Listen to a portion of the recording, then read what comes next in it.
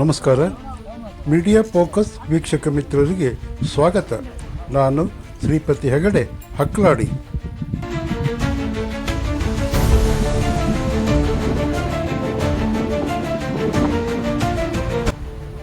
ನಮಗೆ ನಾವು ಮಾಡೋ ಕೆಲಸ ಭಾಳ ಶ್ರೇಷ್ಠ ಅನಿಸುತ್ತೆ.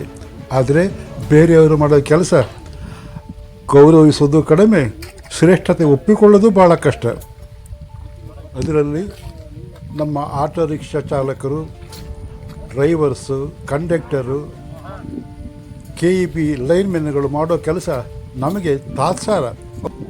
ಎಲ್ಲಾದರೂ ಕರೆಂಟ್ ಹೋದರೆ KEB ಶಾಪದ ಸುರಿಮಳೆ. ಒಂದು ವಿದ್ಯುತ್ ಸಂಪರ್ಕ ಸರಿಪಡಿಸಬೇಕಿದ್ರೆ ಅಲ್ಲಿರುವ ಕಷ್ಟಗಳೇನು, ಸಮಸ್ಯೆಗಳೇನು ಅರಿವು ನಮಗೆ ಇರೋದಿಲ್ಲ. ಯಾಕೆಂದರೆ ನಾವು ಅದನ್ನು ಕಣ್ಣಾರೆ ಕಂಡಿರೋದಿಲ್ಲ. ಹಾಗಾಗಿ ನಮಗೆ ವಿದ್ಯುತ್ ಬೇಕು. ವಿದ್ಯುತ್ ಇಲ್ಲ ಅಂತಂದರೆ ಅದನ್ನು ಸಹಿಸಿಕೊಳ್ಳುವ ತಾಳ್ಮೆನೂ ಇಲ್ಲ.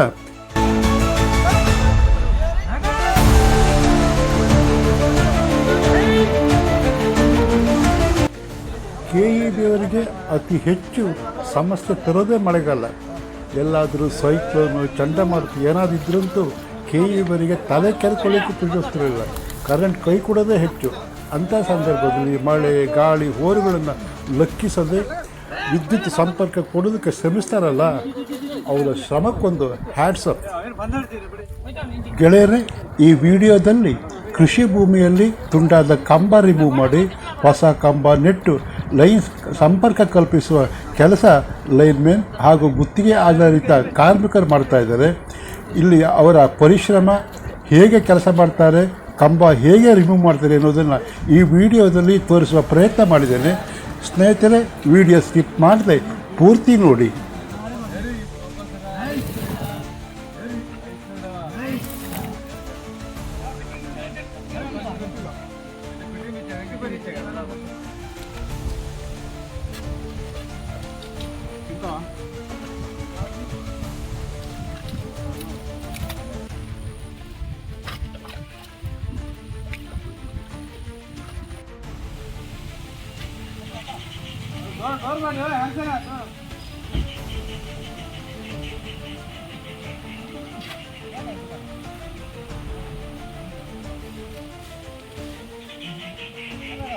ಈ ಕಂಬ ಎಷ್ಟು ವೆಯ್ಟ್ ಬರ್ತದೆ?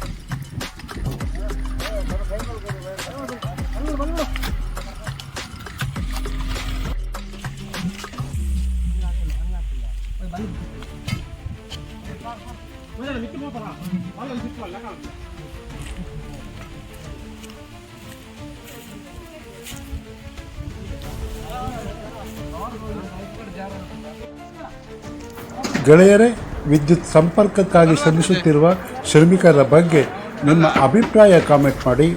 ವಿಡಿಯೋ ಇಷ್ಟವಾದರೆ ಮೀಡಿಯಾ ಫೋಕಸ್ ಚಾನಲ್ ಸಬ್ಸ್ಕ್ರೈಬ್ ಮಾಡಿ, ಲೈಕ್ ಮಾಡಿ, ಶೇರ್ ಮಾಡೋದು ಮರಿಬೇಡಿ.